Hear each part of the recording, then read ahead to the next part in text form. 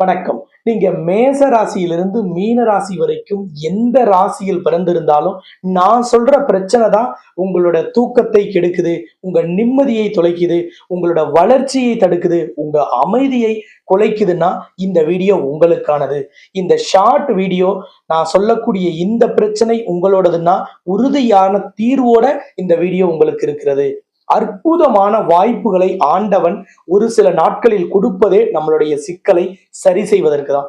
அதுபோல 12 வருடத்திற்கு ஒரு முறை குரு பகவான் கடக ராசியில் உச்சம் பெறுவார்.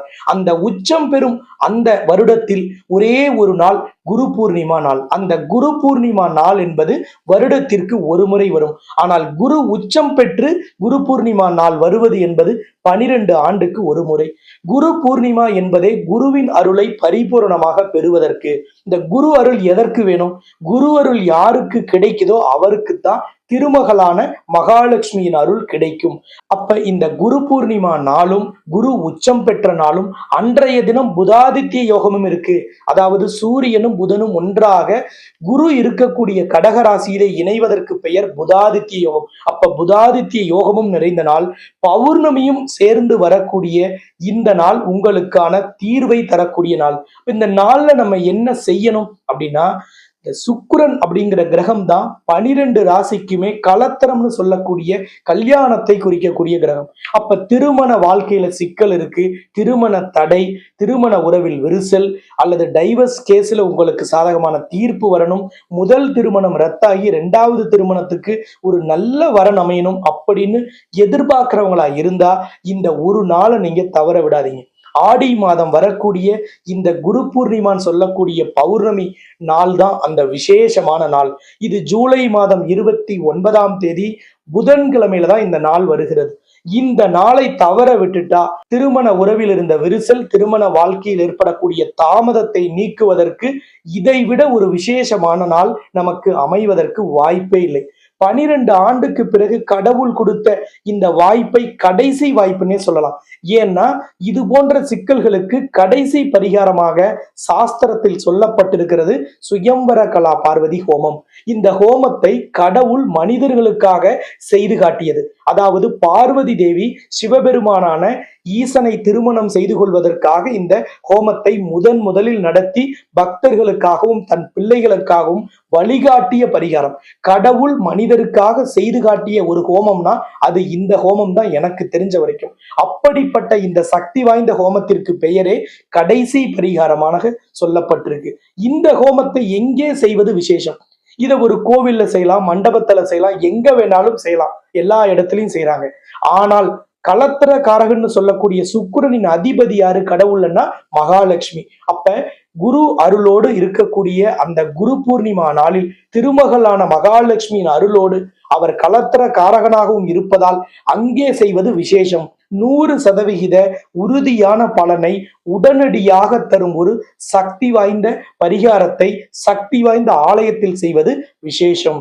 இது ஜூலை 29ஆம் தேதி புதன்கிழமை அன்னைக்கு இந்த சுயம்வர கலா பார்வதி ஹோமம் சக்தி வாய்ந்த ஆலயமான உலகின் முதல் அஷ்டலட்சுமி நவகிரக திருக்கோவில்ல இந்த ஹோமம் நடைபெற இருக்கிறது.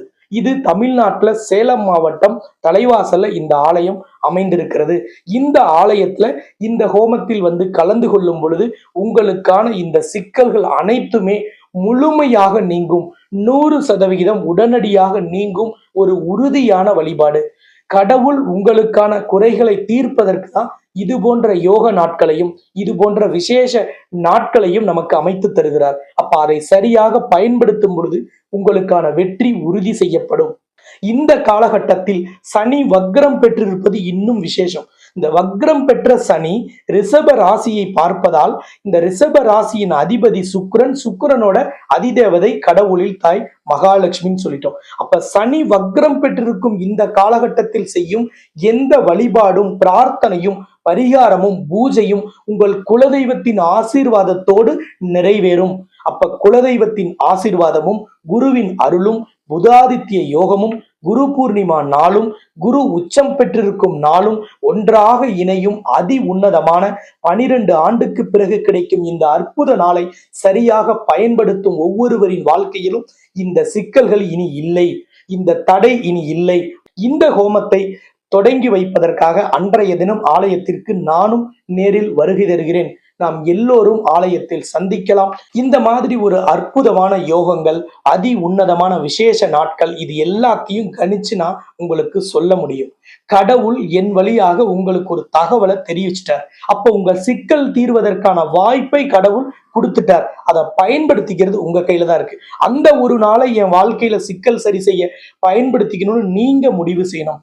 உங்க பிள்ளைகளுக்கு நீங்க சொல்லணும். அப்பதான் இந்த நாள் உங்களுக்கு பலனை தரும். இனிமேல் இந்த மாதிரி ஒரு நாள் வருமானா 12 வருஷம் கழிச்சு வரும். ஆனா அப்ப இந்த புதாதித்ய யோகம் இருக்குமா அப்படின்னு நம்ம உறுதியா சொல்ல முடியாது. அப்ப இந்த நாளை நீங்கள் சரியா பயன்படுத்திக்கும் விதத்துல இப்பவே ஸ்கிரீன்ல தெரியிற நம்பரை தொடர்பு கொண்டு ஆலயத்துக்கு எப்படி வரணும், எப்படி பேருந்து வசதி இருக்கு, கூகுள் மேப் லொகேஷன் என்ன அப்படிங்கிற எல்லா தகவலையும் தெரிஞ்சுக்கிட்டு உடனடியாக முன்பதிவு பண்ணிடுங்க. ஏற்கனவே வாழை மரத்துக்கு, ஆலமரத்துக்கு, அரச மரத்துக்கு தாலி கட்டணும், திருமணஞ்சேரி போனோம், திருப்பாம்பரம் போனோம், திருப்பையஞ்சிலி போனோம், திருக்கடையூர் போனோம், திருநாகேஸ்வரம், காளகஸ்தி, பவானி, கொடுமுடி எங்கெல்லாம் போய் பரிகாரம் செஞ்சோம். ஆனா நடக்கலினாலும் இது பார்வதி தேவி உங்களுக்கு செய்து காட்டிய பரிகாரம் சாஸ்திரத்தில் கடைசி பரிகாரமாக சொல்லப்பட்டிருப்பதால் இதை நீங்க செய்வது உங்களுக்கான பலனை தரும். ஜாதகத்துல செவ்வாய் தோஷம், ராகு கேது தோஷம், புனர்ப்பு தோஷம், விஷக்கன்னிகா தோஷம், இந்த மாதிரி எந்த விதமான தோஷம் இருந்தாலும் சரி, அதுல தார தோஷம் இருக்கலாம், கலத்திர தோஷம் இருக்கலாம், சர்ப்ப தோஷம் இருக்கலாம், எது இருந்தாலும் இந்த ஹோமத்தில் கலந்து கொள்ளும் பொழுது அது உங்களுக்கு நிவர்த்தியை செய்யும். ஏன்னா 100% வெற்றியை தரக்கூடிய கடைசி பரிகாரமாக சாஸ்திரத்தில் சொல்லப்பட்டிருப்பதால் நம்பிக்கையோடு வந்து கலந்து கொள்ளுங்கள். உங்களுக்கான வெற்றி ஏற்கனவே பல ஆயிரம் பேருக்கு வெற்றியை தந்த இந்த ஹோமம் உங்களுக்கும் ஒரு 100% வெற்றியை தரட்டும் என்று மகாலட்சுமி மனதார பிரார்த்தனை செய்து இந்த வீடியோவை நிறைவு செய்கிறேன். உங்களிடமிருந்து விடைபெறும் நான் ஜோதிட ரத்னா, ஜோதிட கலாநிதி, ஜோதிட செம்மல், மகாலட்சுமி உபாசகர், ஸ்ரீ டாக்டர் ராம் பரிமளம் ஆச்சாரிய குருஜி. நன்றி, வணக்கம்.